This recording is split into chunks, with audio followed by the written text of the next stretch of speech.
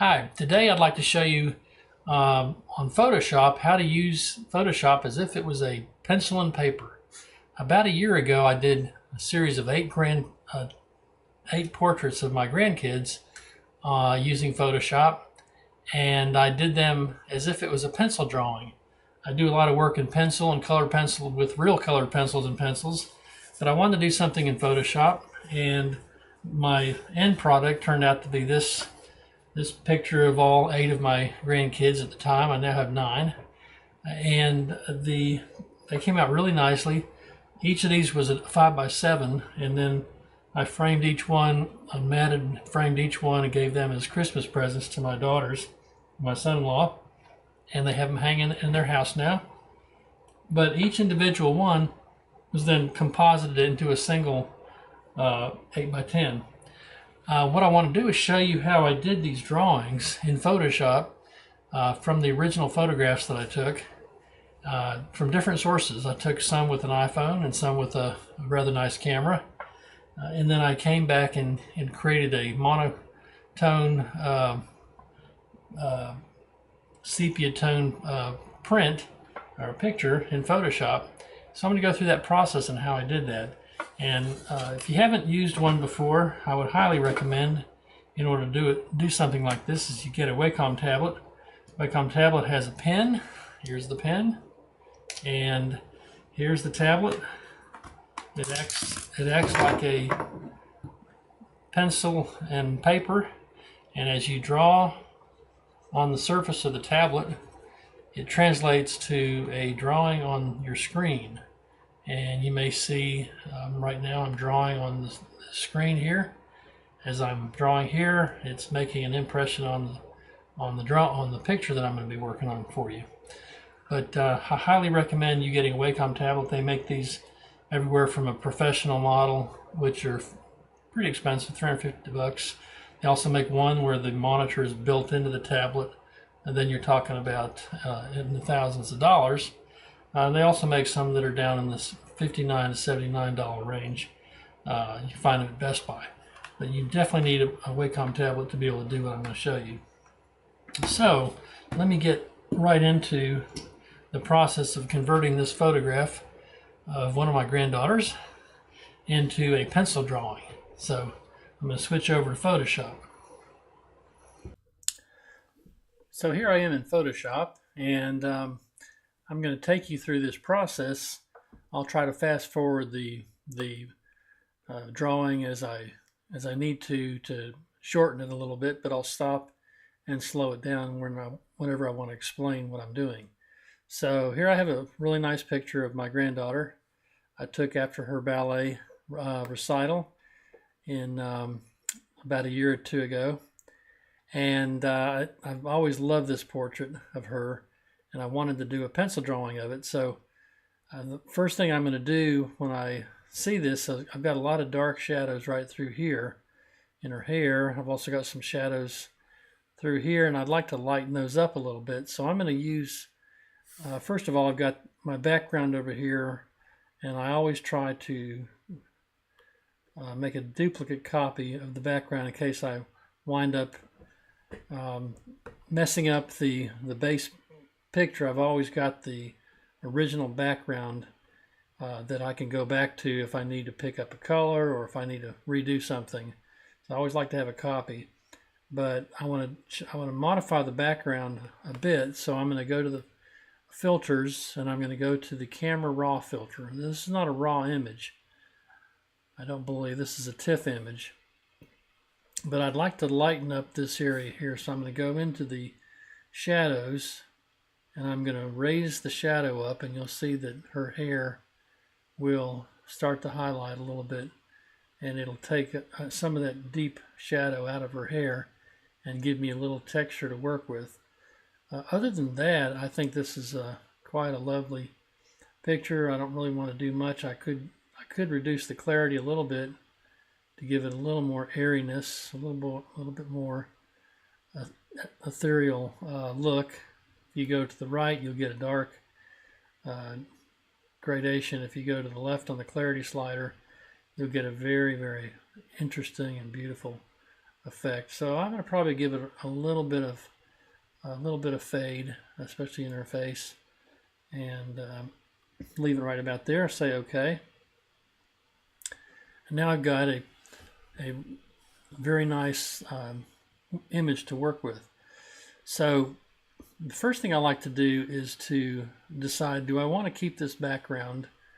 I'd have to say the background is a bit distracting to her portrait. So I'm gonna probably take out the background, and I'll show you what I do on that.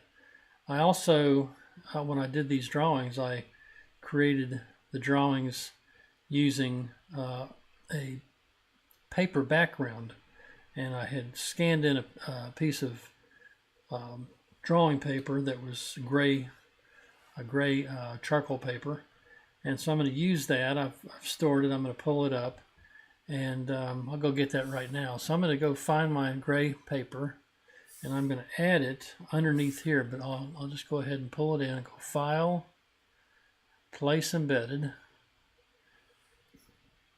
and here it is. I had put it in my, I've got a set of directories for colored pencil and pencil drawings that I do, and in one of them I've got a gray paper that I scanned in. It was a piece of Strathmore gray paper, and so I'm going to place that. It's not going to be the right size, which doesn't bother me at all. I can expand this and get it to match up to the actual size of the drawing.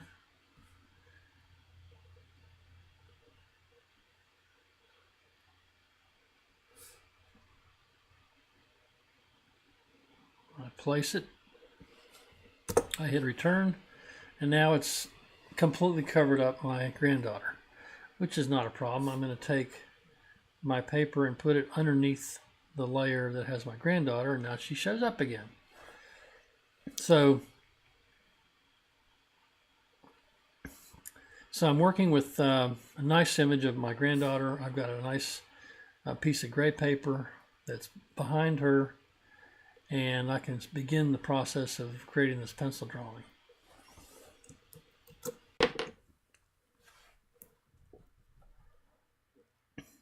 So the next thing I want to do is I want to create a black and white or sepia colored drawing, and so I'm going to take and go above the drawing itself and create what's known as an adjustment layer, and you'll see this little circle with the half black and half white. That's an adjustment layer. I'm going to click that, and I'm going to go up to Hue Saturation. This is one of my favorite little tools, and I want to colorize this. First you're going to go, that is pretty yucky, but I want to colorize this and make it a black and white, actually more of a sepia colored drawing, because I've got a gray paper and I like to have a little bit of a sepia tone to it. So I'm going to change, and this is a setting that I use a lot. It prints really well on my Epson printer. But if I move my hue slider up to 41 and I reduce my saturation down to about 15, you'll see a really nice tone to the picture, and it kind of lends itself to a pencil drawing. It's got a little bit of a sepia tone. You can play with this. You may like something a little bit different. You may like a bluer color. You may like a little bit of reddish tone. You can play with these sliders a little bit, but I've sort of settled on a lot of my work as 41 because it does print so well.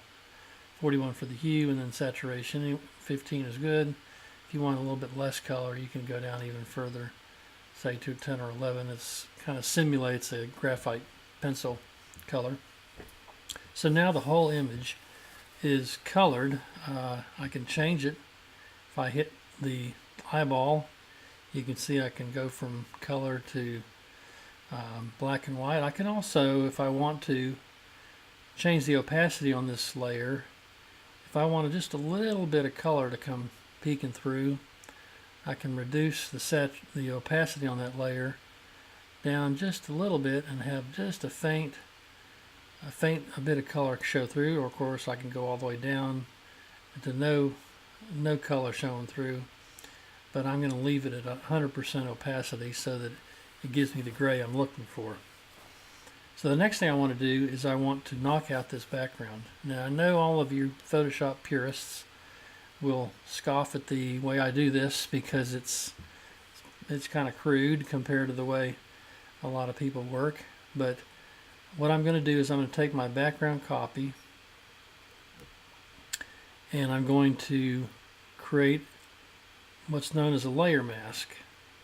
And the layer mask allows me to make some changes. If you're not familiar with Photoshop and you're not familiar with layer masks, this simply is as if you were putting a piece of transparent material over the image, and if I was to take a brush, paintbrush, so I'm going to find my brush here, and I want to use a 30 pixel brush. I may make that a little bit larger, say about a 45 pixel brush, and I can now take this brush and I can use it to brush out the background, and you'll see that I'm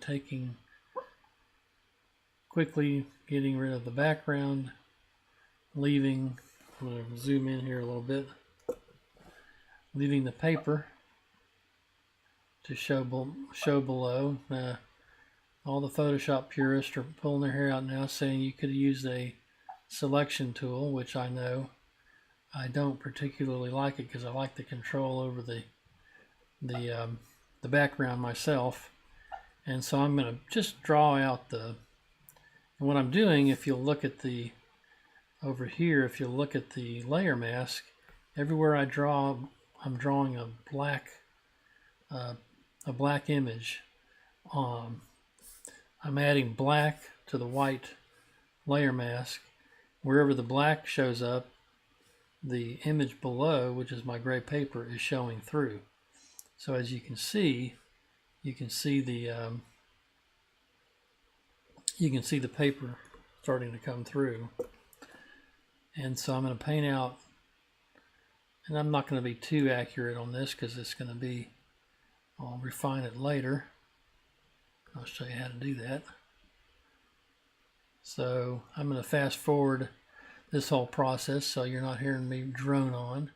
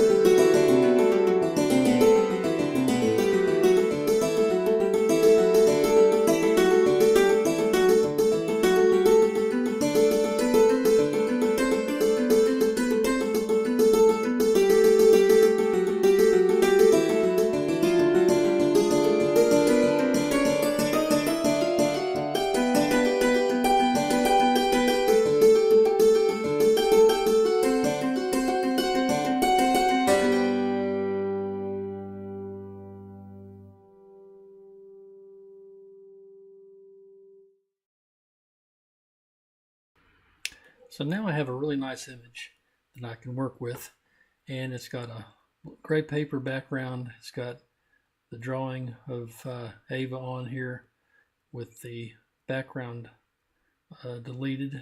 If you look at the original image, all of the background has been deleted. So I can now see what it's looking like. And what I want to do is a couple of steps that you're going to not understand until I've done them. So I'm going to take these two layers here. I'm going to go up to Layer, Duplicate Layers. I'm just going to create two layers on the top here. I'm then going to merge those two layers. So what I've done is I've created a image of what you see here with Ava in the background, without the background. And so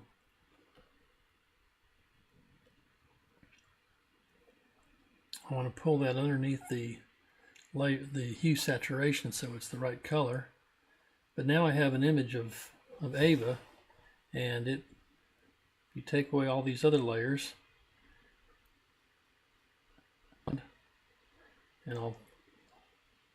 and the background is showing through, and this is transparent. So what I can do is I'm going to now create a layer mask, and you'll see the reason I'm doing that in just a second. I'm going to fill the layer with black so it hides her. You'll see that this is turned black, so she's gone, and that's not a good thing. I don't want her to go away. So what I'm going to do is I'm going to create a layer from this, and this particular layer I'm going to get rid of the layer mask, and I'm not going to apply the layer, but I'm going to change the opacity of this layer down to about 7 or 8%. Now you can see a very faint image of Ava, and you can see that you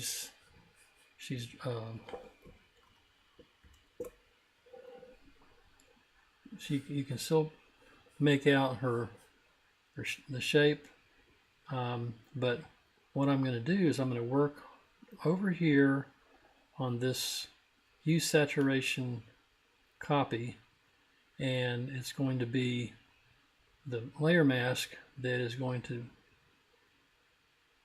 modify what is seen on this particular drawing right here.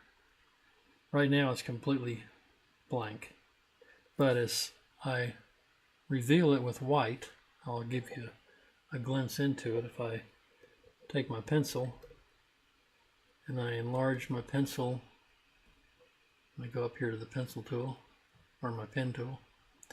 If I enlarge the pen to a pretty good size, you'll see that when I draw in with this pencil, I'm actually revealing what's over here underneath the pencil.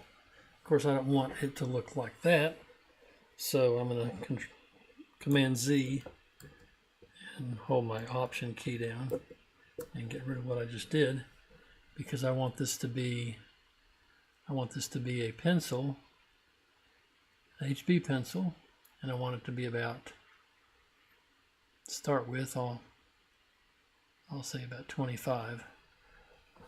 And now when I go in, zoom up on her face, and I work with a pencil on this layer, you'll see that you need to make it white. Actually, I think what I'm going to do is change the opacity down to about 50%, flow down to about 75 or 65. So now when I draw with this pencil,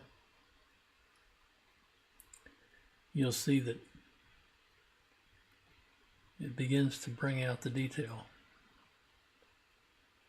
in her eye. And I can cross hatch, create really nice effects. And you're not seeing her whole face, but I'm able to slowly draw in, and it even picks up the highlights. I'll zoom out a little bit so you can see.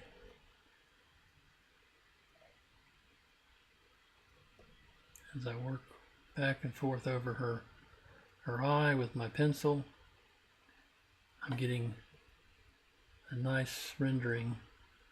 Of course, I like to cross hatch. That's what I do when I use a real pencil, and I like to consider this a real piece of art. So therefore, as I draw on her face and draw her face, then I'm cross hatching just like I would with my pencils and my color pencils, whatever else I'm using. So I'm going to work on this a while, and I'll go run it at fast forward speed. But all I'm doing is taking a 23 pixel HB pencil, and I'm going to go over her face, and as I do, you'll start to see the features highlighted, and I can be as minimalist as I want to, or I can go as detailed as I want to. And once I get the basic features in, I'm going to turn off this cheat sheet layer, and you'll be able to see just the drawing. For now, I'd like to keep it in here so I can at least sketch in the basic location of the basic features. I'll sketch these in, and I'll probably turn off this layer so I can not be bound by. I'm going to hold down the space bar as I move the key, as I move the back, so I can at least sketch in an outline to work from.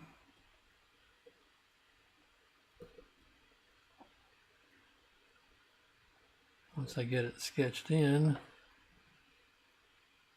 I won't need this underlying drawing, and I can be free to just eyeball things, get it where it looks really nice. So I'm going to turn off this reference layer, and you can see I now have a pretty nice little. So I'm going to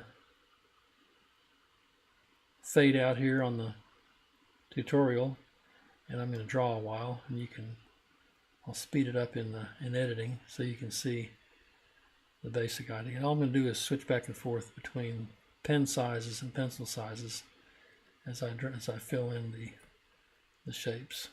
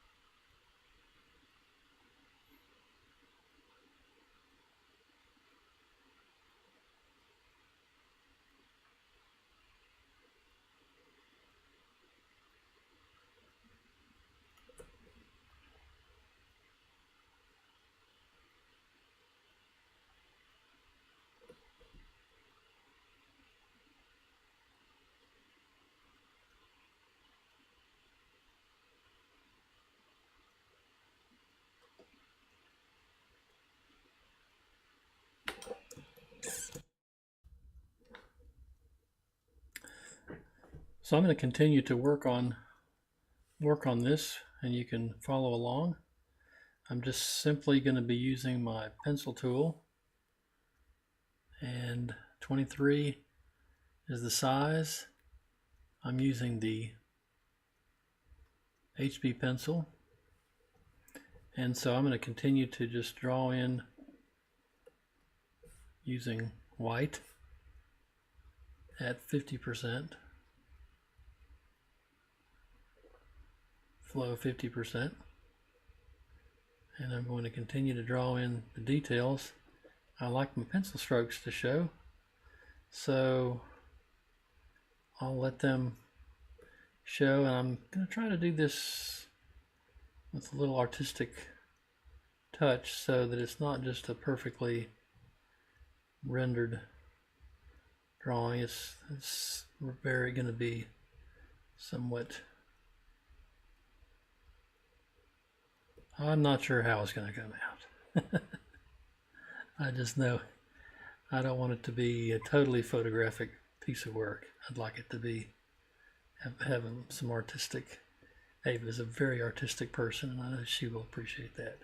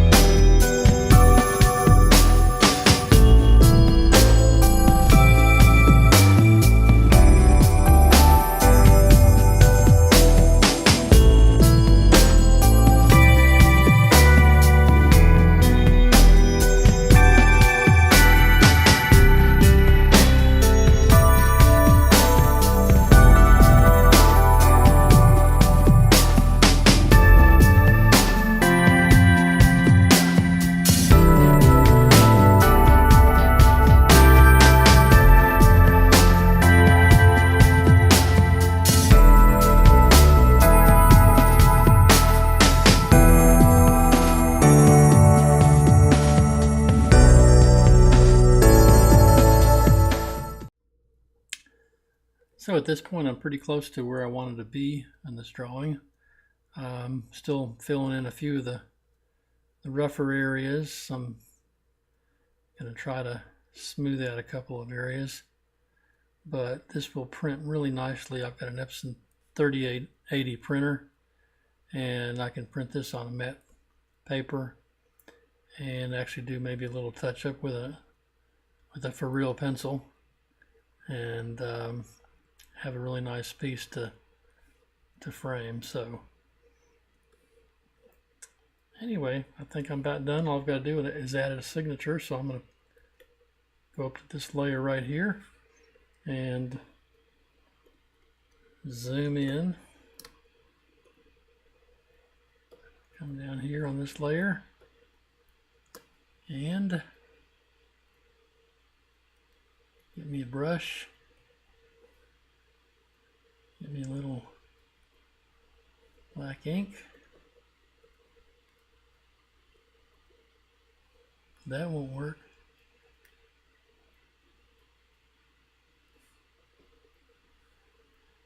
Change my opacity. Undo what I put on there.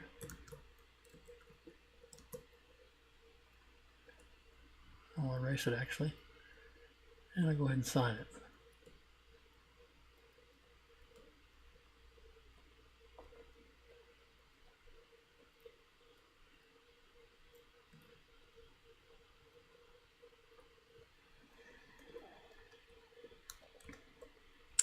And if that's a little too big, I can always reduce the size till I get it where I want it. Put it where I need. Keep it out of the way, so if it's framed, it's not going to be a problem. And that'll do it. Well, I hope you enjoyed this tutorial on how to create a drawing out of a Photoshop image, and I sure enjoyed doing it.